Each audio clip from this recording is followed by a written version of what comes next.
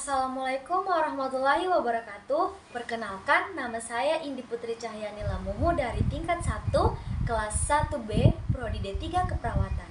Di sini saya akan menjelaskan atau menghafalkan 12 sistem saraf kranial. Selamat menyaksikan video ini. Yang pertama, olfaktori.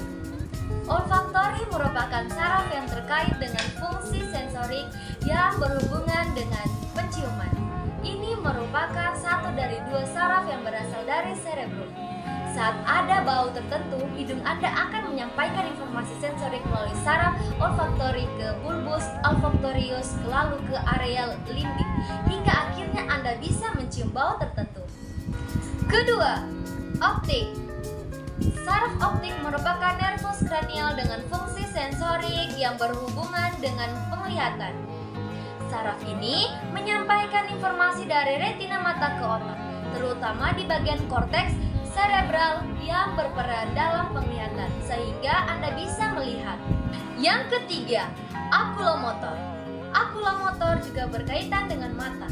Namun, saraf ini berhubungan dengan fungsi motorik yang membantu mata bergerak dan berkedip, fokus pada objek, serta mengontrol respon pupil terhadap cahaya.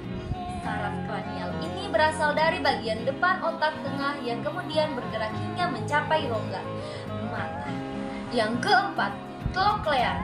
Saraf troklear juga masih terkait dengan motorik pada mata.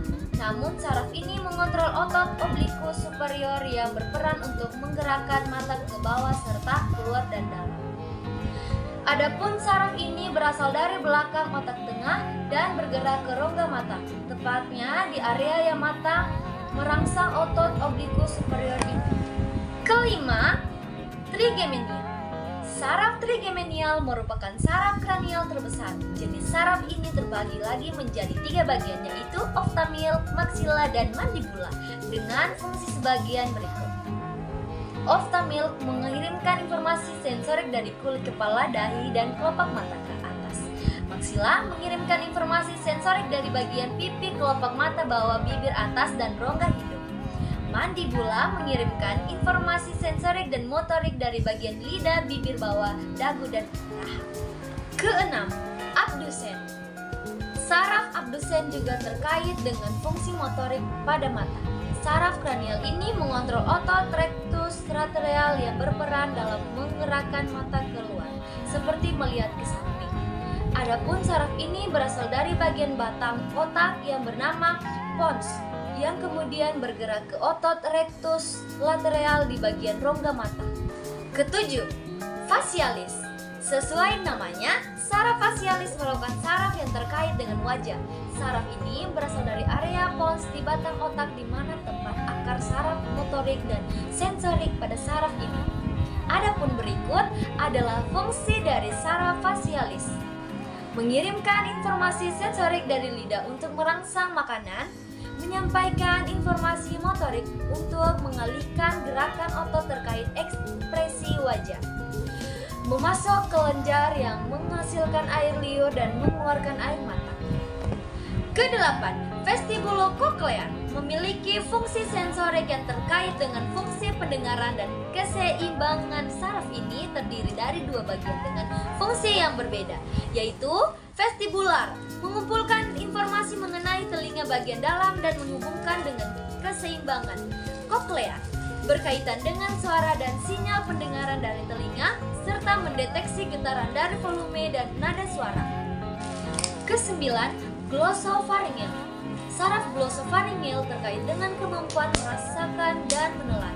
Saraf ini berasal dari medula oblongata yang kemudian menjalar ke leher dan tenggorokan. Adapun fungsinya mengirimkan informasi sensorik dari telinga luar dan rongga telinga tengah, bagian belakang lidah, serta bagian belakang tengah tenggorokan. Saraf ini juga mengirimkan informasi motorik dari 2 kelenjar ludah dan gerakan dari otot bagian belakang dan tenggorokan. Kesepuluh, vagus. Saraf vagus merupakan saraf kranial terpanjang karena menjalar dari otak ke lidah, tenggorokan, jantung, dan sistem pencernaan. Saraf ini juga memiliki banyak cabang yang terdiri dari sensorik, motorik, dan otomotorik. 11. Aksesori tulang belakang. utamanya memiliki fungsi motorik yang berhubungan dengan otot dan gerakan kepala, leher, dan bahu. Namun jenis saraf ini juga membantu merangsang otot-otot laring dan faring yang terkait dengan fungsi menelan. 12. Hipoglossus. Saraf hipoglossus memiliki fungsi motorik yang berperan untuk menggerakkan lidah. Jenis saraf ini berasal dari medula oblongata yang kemudian menjalar ke bagian rahang dan mencapai lidah. Sekian penjelasan dari 12 saraf kranial. Jika ada yang kurang, tolong dimaafkan.